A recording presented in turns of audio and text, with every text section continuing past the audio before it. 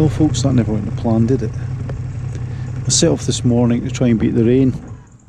Find a nice little spot to set up and do my little bits to camera and some good light, nice background, but it wasn't to be.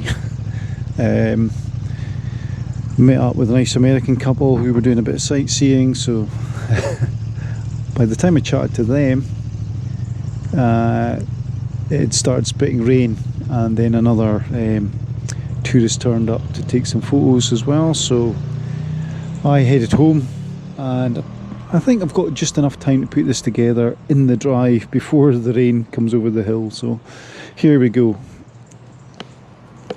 I promised a while back that I would do one of those sort of 5 things I like and 5 things I don't like videos once I'd had the bike a while.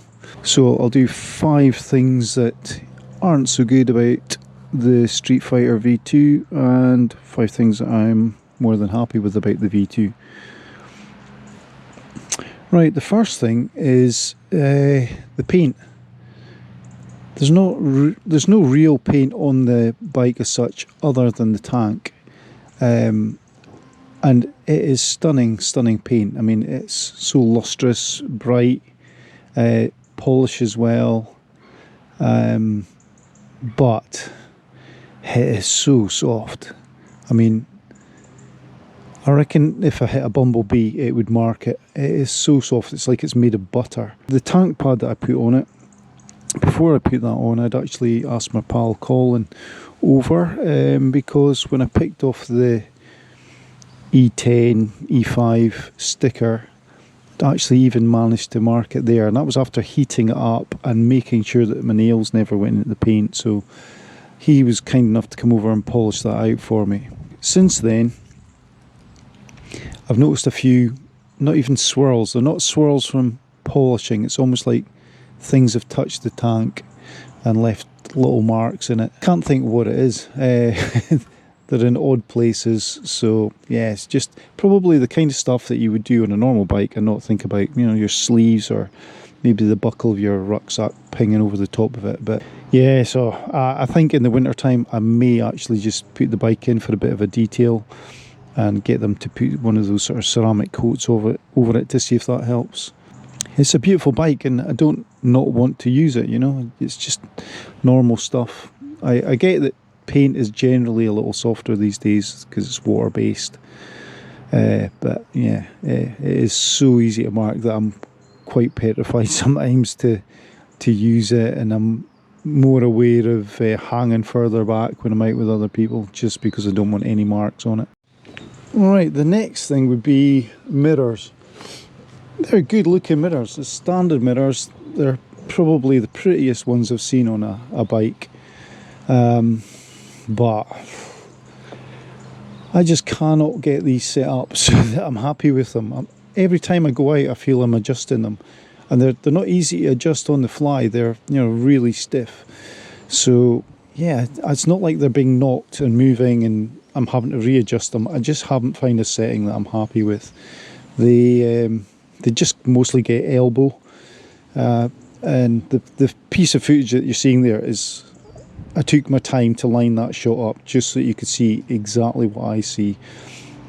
Mostly right elbow. It's an easy fix. Yeah, I'm going to get bar end mirrors, but that's a given. I know I've got my little Rizoma bar ends on there, but I'm going to have to admit defeat here and get some bar end mirrors sorted out. The heel guards and just the general colour of the foot pegs and pillion pegs. I get why they've done it.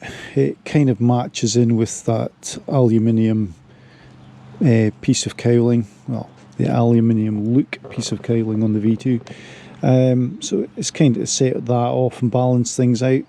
But unfortunately, it's another thing that's easily marked. I can't get rid of those black marks on my heel guards. I guess that's what they're there for.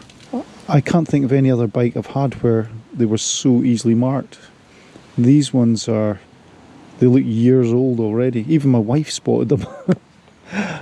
And she's not like got OCD like I do. And personally speaking, I think both of those and the pillion pegs, I would prefer those in black. You know, like I say, they've balanced it out, so I get why they've done it. So also, while we're on the pillion pegs, part of the same gripe, I suppose, they are damn awkward to get to. I had a look at them because generally I don't leave the pillion pegs on my bikes. They have been handy for mounting GoPros and things, but you know, there's ways around that, and I'll probably do that in future. But I'm going to have to buy the little adapter just to take up just to blank off where the bolts go for it.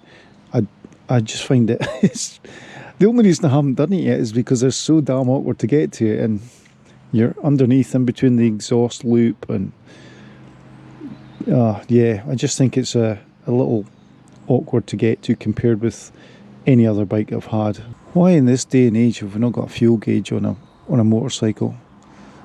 I'm guessing it's the way that you would have to route the gauge to get a reading. I don't know. I know they're starting to do it in some of their newer bikes, Ducati, but it's so annoying. I went out today and I couldn't remember when I'd topped up last. I knew I had I knew I had some fuel in the bike, but I didn't know how much for sure. And it's not always something I remember to do, reset my trip meter when I'm out with mates on a run. I quite often forget to do that, so yeah, I just think it should be something you glance down and you take for granted nowadays. I don't believe for a minute that it's something that I should have to try and remember to calculate or reset a trip meter for. The final shimph, as we'd say back in the day, is the side stand. It scares me. It's a beautiful piece of, well, jewellery really. It's a work of art. It's a pretty side stand, but oh my god, I'm scared every time I put it down. It flexes. You know, if you've got quite a deep camber when you're parking up in the street and the bike sort of leans back on it, you can see it bowing, and I don't know if I got a dodgy one or is that built into it or what, but I'm just waiting for it one day to just snap and my bike to end up on its side. So if you've any experience of that, if you own a Ducati, or is that normal, can you please tell me and put my mind at rest, because it's a thing that crosses my mind every time I put it on the stand. I have a little look. Okay, on to the good stuff now then. The brakes. I love the brakes. They feel so powerful compared to the 790 brakes, even with the wavy discs. They've just got so much feel in them. They're, like I said before, they're not on and off like some bikes, sports bikes are. So I got used to them really quickly. You just barely having to put any pressure on. You're starting to slow down. And I've not anything bad to say about those. Number 2 on my likes list is something that probably isn't going to go down well with some people. I've probably opened a can of worms with it. It's the cowling. The blacked out engine cowling. I think it just looks amazing on this bike when you sit back and actually take in the detail.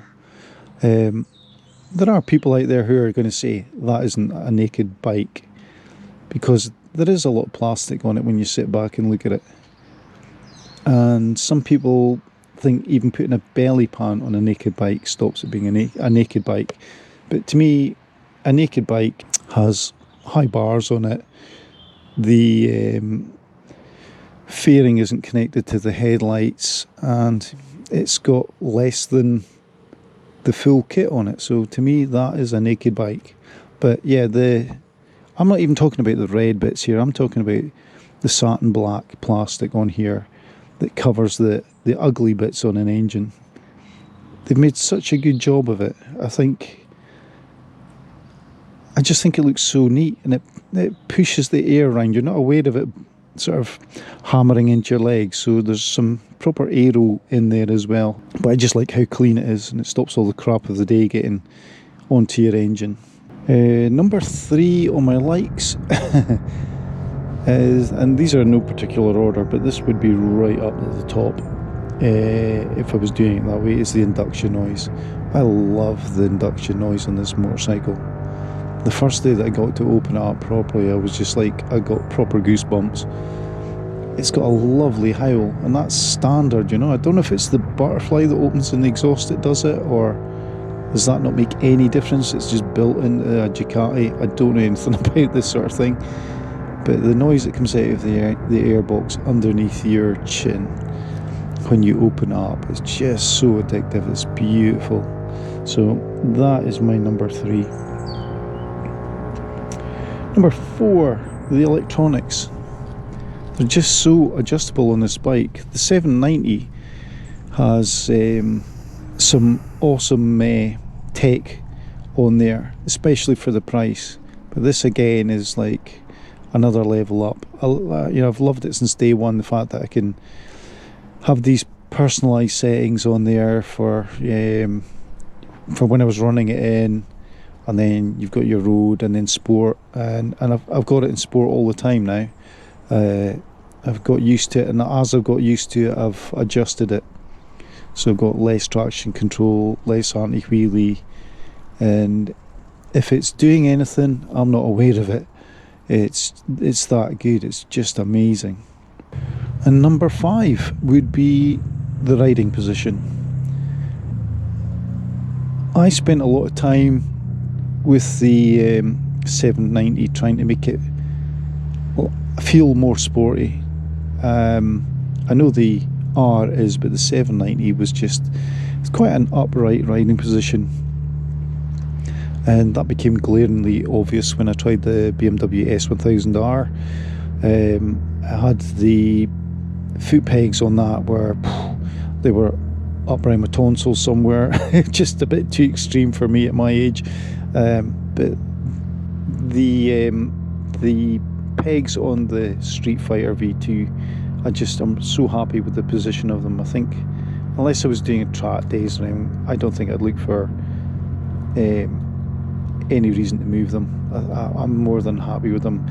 They're not too extreme, but then they're not that horrible kind of upright adventure feeling right underneath your kind of pegs either. So happy with those. The bars too. The bars are pretty much spot on.